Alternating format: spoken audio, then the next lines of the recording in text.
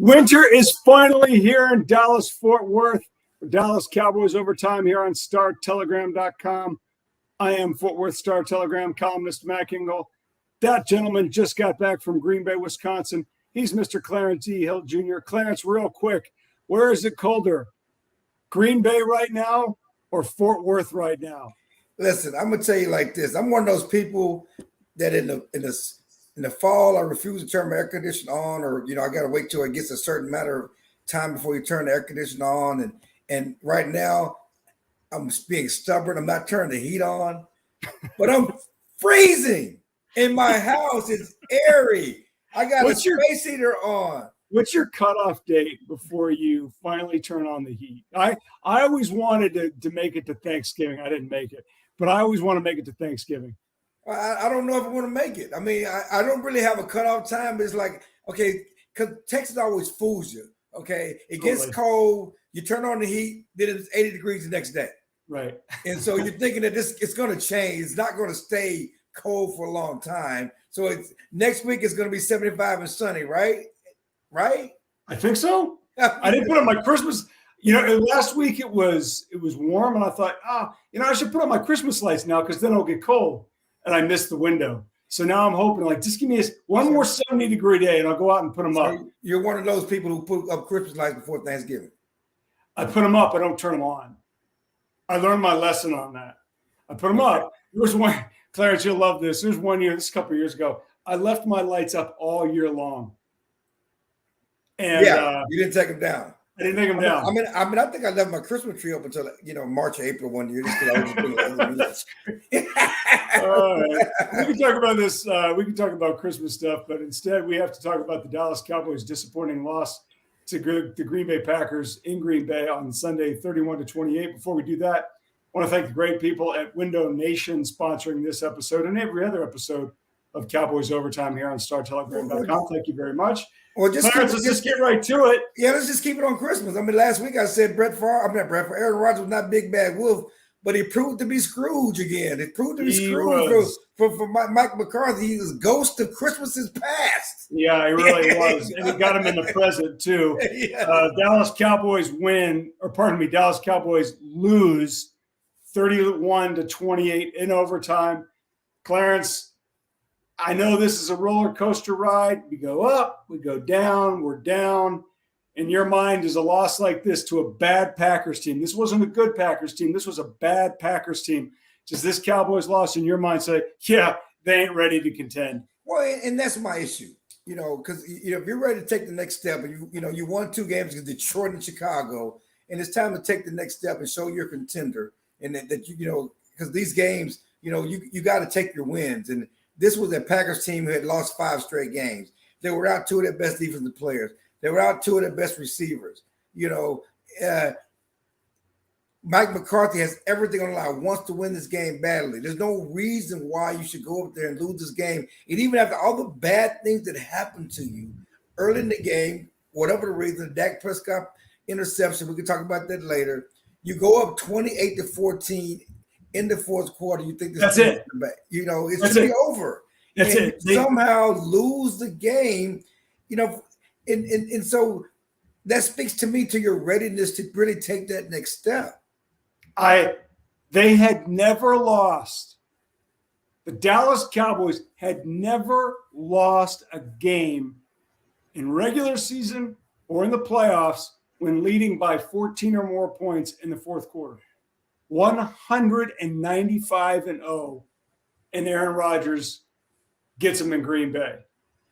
I don't know if I'm ready to go so far as say this loss means they're not ready to contend, because, Clarence, I think there's 10 teams that you can make an argument. Oh, it's wide open. They can win a Super Bowl. The Cowboys are in that 10-team conversation.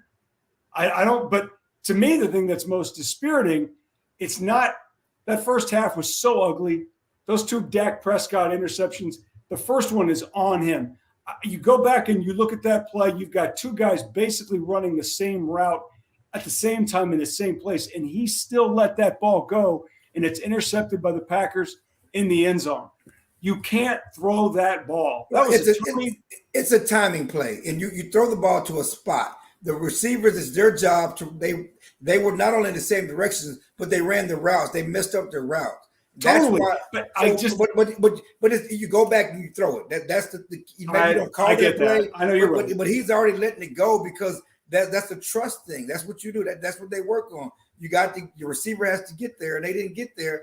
Well, and yeah, CD and you can see CD and Dalton Schultz arguing on the sideline after the play because they messed up the route. I mean, yeah, it's the quarterback. The ball's in his hand. He ultimately throws the ball. You go back to the same one. The interception on the second interception where CD is supposed to. You got to cross the safety.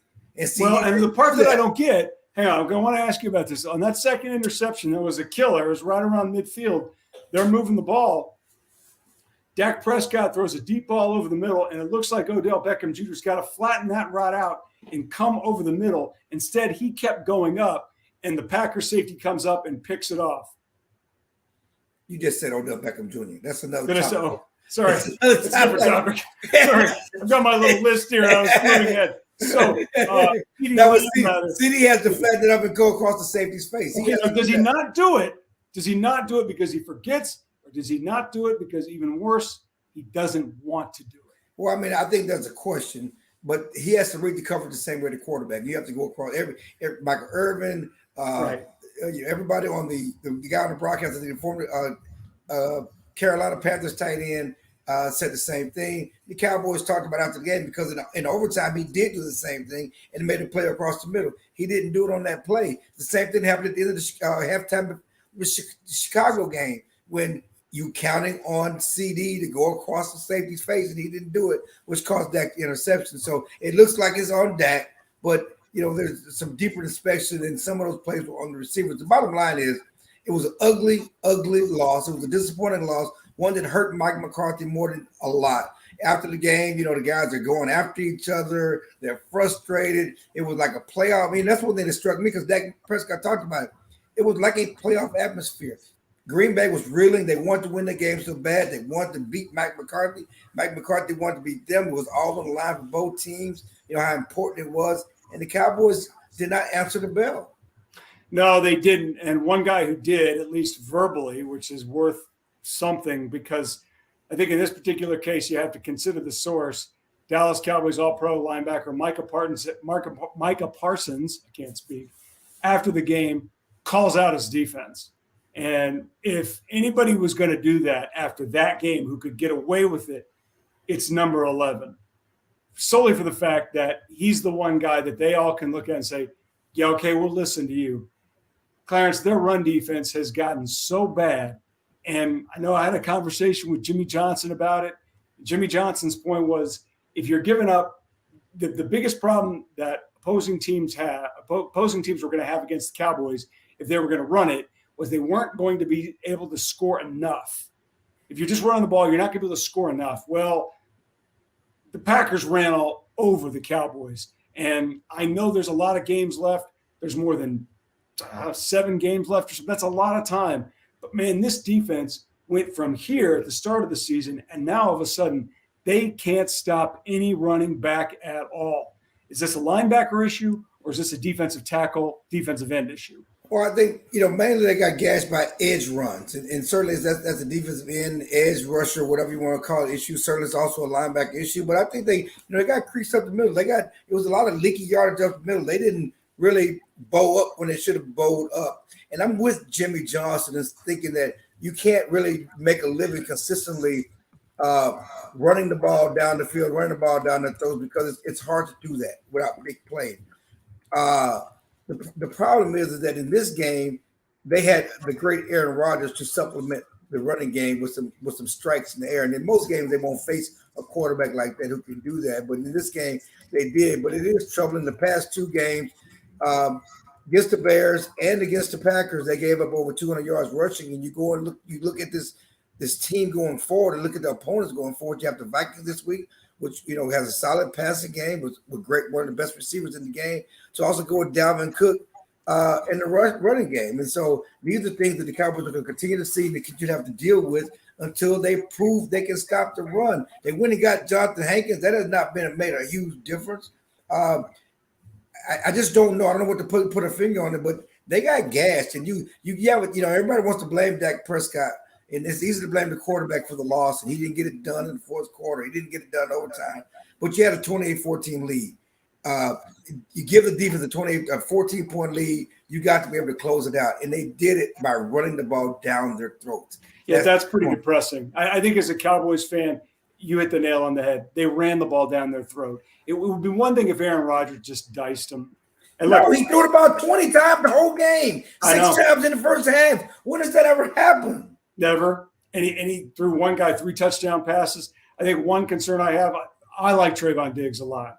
And I know people like to nitpick him sometimes, but he makes plays that change a game. He's also a guy that teams are running at, and they have been running at consistently since week 1.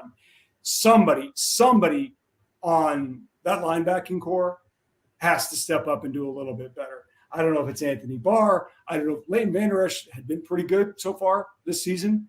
He hadn't been good the last couple of weeks. Not that if you're a linebacker and you're part of a unit that's given up 200 yards rushing as frequently as the Cowboys are, you can't say anybody is really playing that well. And I think at some point, Micah Parsons is in that too. Even though he's an absolute wrecking ball, they're running away from that guy for all the right reasons. Well, that means somebody on the other side has got to do something. Otherwise, Dalvin Cook and everybody else that's coming up is going to kill them. Yeah, it's not just Dalvin Cook. You got the Colts, and they got one of the top running backs, Jonathan Taylor. The Eagles have a strong running game led by their quarterback. The Giants have Saquon Barkley. You got the great King Derrick Henry coming up. With the Tennessee Titans, they're going to have to stop the run because they're going to keep seeing that. And the fact that they can just run at will. Run on you with the quarterback, run on you with the running back. They got to get that stop. They got to man up. All right, we'll have lots more to talk about here about the Dallas Cowboys coming up after this wonderful word from our great friends at Window Nation.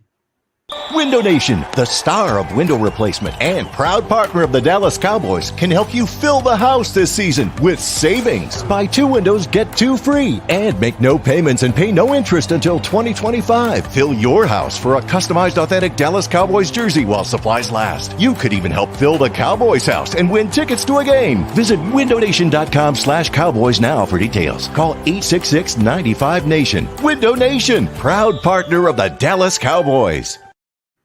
Thank you very much, Window Nation. All right, now we will start with a topic where I was kind of going to the last time and I got ahead of myself, and that is, quite frankly, a Dallas Cowboys receiving core that is just okay. I know CeeDee Lamb had a big game statistically against the Packers, went over 100 yards, but I think anybody who watched that game would tell you the receiving core leaves a lot to be desired, which is why the interest level in free agent Odell Beckham remains as high as it is. Jerry Jones, Stephen Jones, Mike McCarthy, Will McClay, Charlotte Jones, Jerry Jr., Rowdy, everybody else at the Cowboys says they're really interested in Odell. They really want this guy.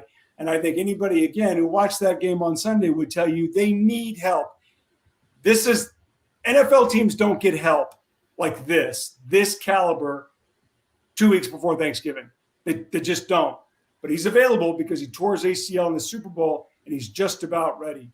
Clarence, we both talked about last week here on Cowboys Overtime that they should take a look at him and kick the tires on him and all that good stuff. After this game, I'm saying if you're really that serious about winning the Super Bowl, then you got to go get this guy and just throw caution to the wind and take the risk, because that receiving core right now needs help. Michael Gallup he's not the same, and CeeDee Lamb is really good, and he needs help. They should go get this guy. Yeah, they have to. You look at CeeDee had a great game, but also some of that was on him.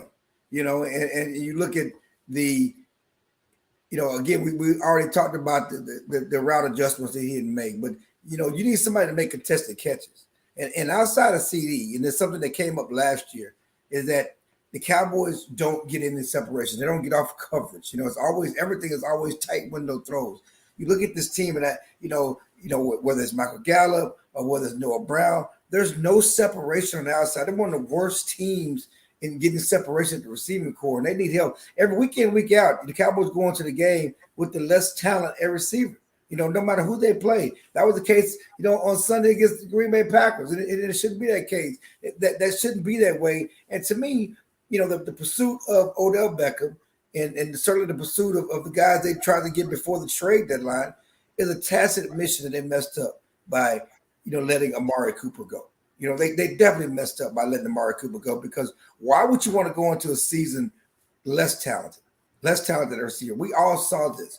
But the good news is, admit you made a mistake and now go fix it. Go get him. Quit talking about it. Go get him. Go get him. Do you think they will? I mean, I think they're trying. Certainly they're pushing for it. There's no question about that. There's no question they're pushing. Do you think they will? Because here's my thought. Stephen Jones has more personnel authority than he's ever had. With each passing day, the Cowboys are more and more like Stephen Jones. Just fine. He's come up, he's learned, he manages the cap. He's always looking at whatever move that he makes for today. The eye is on what it's going to do to tomorrow and in 2023 and 2024, which is fine. You can't fault anybody for that. But at the same time, whereas his dad, Jerry would do this tomorrow if he could, but he's not. He's yielding to people that are around him and said, let's just make sure. Okay, that's fine. If Steven is the one now talking a big game about it, so if he's really going to prove that he's sincere about this, then he's got to get this done. If not, then he wasn't really that serious about it in the first place. And I'm really not. You could talk me in and out of this either way. But considering how he's done this the last 5 or 7 years, I think this might be the first time he actually means it. The fact that they dumped Amari Cooper, you're 100% right. You are 100% right. They are admitting now, whoop, we misplayed this one. Michael Gallup isn't ready yet. He's just not. Maybe next year, great. But they need this guy. And if Steven is sincere about wanting to win a Super Bowl, you got to make this move, even though it might bother you and how it's going to fit in 2023 and 2024. You got to do it. I mean, you got to do it. And again, it takes two to tango, and so it's easy to say go get him, but Odell has to want to agree. And certainly he has some parameters or type of contract he wants. And there are other suitors. So, there's some things that are holding this thing up. But at least according to Fox Sports, he wants to wait till after Thanksgiving to find a new team or to start taking visits, which, I don't get any of that. The best way to get ready is to be with the team. So, they can only do what they can do, but they're certainly interested and they certainly need him. His receiving core needs him badly. All right. So, Clarence, at the beginning of the season, before the game coming up, if you would have told me that this game was going to be a problem for the Cowboys and the way it presents itself, I would have said, no, there's no way. Because I've never been a big believer in Kirk Cousins, the starting quarterback with the Minnesota Vikings. But credit where credit is due, the Minnesota Vikings, with Kirk Cousins as the quarterback, they're 8-1. And the Dallas Cowboys at 6-3 go to Minnesota this week, where, believe it or not, because people love betting the Cowboys are 1-point favorites in Minnesota. Clarence, Minnesota just beat maybe the best team in the NFL, maybe not record-wise, but talent-wise, Buffalo on the road in maybe what was the game of the year just a few days ago on Sunday. You threw this out here. I don't want to believe it because I'm just not buying Minnesota at 8-1, but you think this could get a lot worse considering they're playing the Vikings. Well, it's because they're playing the Vikings because of how they're playing. If you can't stop the run, and you got problems, and you don't have Anthony Brown, you got to put Kelvin Joseph out there receiver with Justin Jefferson. This is a bad matchup for the Cowboys.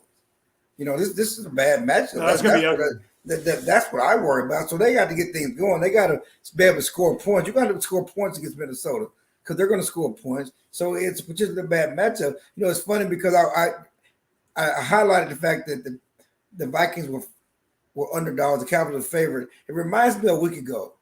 The Texas Longhorns were favored over TCU. Made no sense. Made no sense on paper. This makes no sense on paper either. It actually makes less sense, considering, at least the Longhorns were coming off a victory and people were feeling good that maybe they had a chance. 7 points was too high. TCU was undefeated, but and the Longhorns were at home. But Minnesota's at home. The Cowboys on the road. They're coming off a disappointing loss, second straight loss. They have to go on the road up north.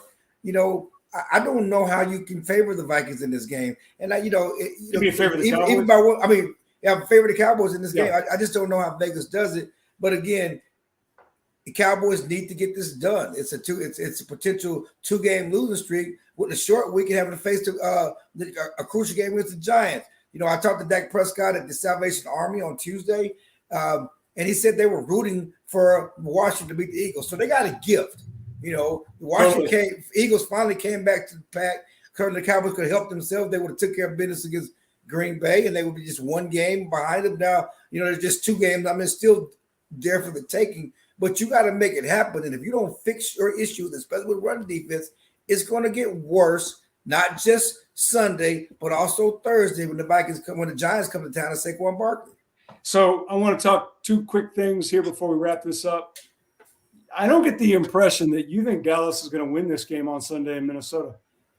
Not what I saw last week. No, of course not. The Vikings are playing as well as any team in the league. They won 7 straight games. I know. They went up to Buffalo and beat Buffalo, who some people thought 2 weeks ago was the best team in football. If you would have told me now, you mentioned the Justin Jefferson versus Boss Man Fat matchup. That's going to be disgusting. Justin Jefferson might be the best receiver in the NFL right now. He had a catch last week that might be better than Odell Beckham's catch. I don't. You and I were at that game together. On 4th and 18, that Odell Beckham catch was over. That Odell Beckham catch was amazing. I think we're going 4th and 18. I don't care if it was 1st and 5. I wanted that catch. The ball's coming at. I still can't imagine how he made that catch. And no one can imagine how Justin Jefferson made the catch either. No, because he basically wrestled it out of a defensive back's hands to get that ball over his head, behind his head. It was both of them ridiculous. And both of them were – in fact, it's more amazing that both those guys were on the same team. Anyways. Ridiculous. Let's go back to you mentioned it real quick before we wrap this up. You and I talked last week about Texas hosting TCU as a 7-point favorite. I thought TCU would lose that game. I thought they would cover. I was going with the law of averages that I was like, TCU is just running the table in a Power 5 is really, really hard. But, man, they did it, and you got to give them a lot of credit. Clarence, I know you're a Texas guy. That season's gone sideways, however you want to. They'll go to Kansas. They should win this week. I can't see them losing. But as far as TCU, they got 3 games left, 3. At Baylor, where they're a 2.5-point favorite. That's going to be tough. At home to close out the regular season against Iowa State, and then the Big 12 championship game. You and I both know for TCU to get the college football playoff, they have to win out. Do you think they're going to win out? I think so. Yeah, I mean, this TCU team that I've talked about last week, they're resilient. You know, they take everybody's punch. The fortunate thing with TCU is they were underdogs going to the Texas game. They're an undefeated team and had something. We still got to prove ourselves. There was not an issue or question about them eating the cheese and going into the Texas game, you know, overconfident because the world thought they were going to lose. You know, that's the best thing you want. It was the best thing that could happen to Sonny Dykes and that team. The defense played the best game they played all year. I mean, they were giving up everything. Kansas scored on them, and you're right. You're right. Kansas State and Oklahoma State and Texas Tech. Texas couldn't do nothing. So yeah, it was a great motivation thing. And I will challenge you, but I will challenge you on this. And again, Texas season has not gone off the rails. They're a better team than they were last year. If they finish the season with 2 wins and finish with 8 or 9 wins, it's an improvement from where they were a year ago. The problem with Texas is, and I've said this all along, for the past couple of years, Baylor gets a new coach, they go to the conference championship game. TCU gets the first-year coach, they're in the college football playoff. It's always an excuse for taking. Why? It's always next year. What is going on? So maybe it's a methodical process, but it doesn't take these other guys long to turn this 5 wins to 8 wins. And everybody's in Austin like, well, we took a step in the right direction. So TCU fired their coach. Yeah, fired. And now they're undefeated and ranked 4th in the nation 10 days before Thanksgiving. That's awesome. Yeah, listen, we in Fort Worth. It's good for TCU. Oh, that's great. It's great for the community. Great for the school. Finally get some respect. Now finish it off. Yep. Clarence, it's been fun. Enjoy Minnesota. Thank the great people at Window Nation for all of your Dallas Cowboys coverage needs. KU's going down this week, though. Let's I know you don't want to talk about that. No, you want to bring it up? We can talk about last year all day. We got another hour and a half, as far as I'm concerned. 57, 56, brother. We can chat about that all. You sure you're ready to go, baby? The revenge tour. The revenge tour. For all your Cowboys coverage needs, be sure to check us out on Star Telegram, StarTelegram.com. We'll see you next week on Cowboys Overtime.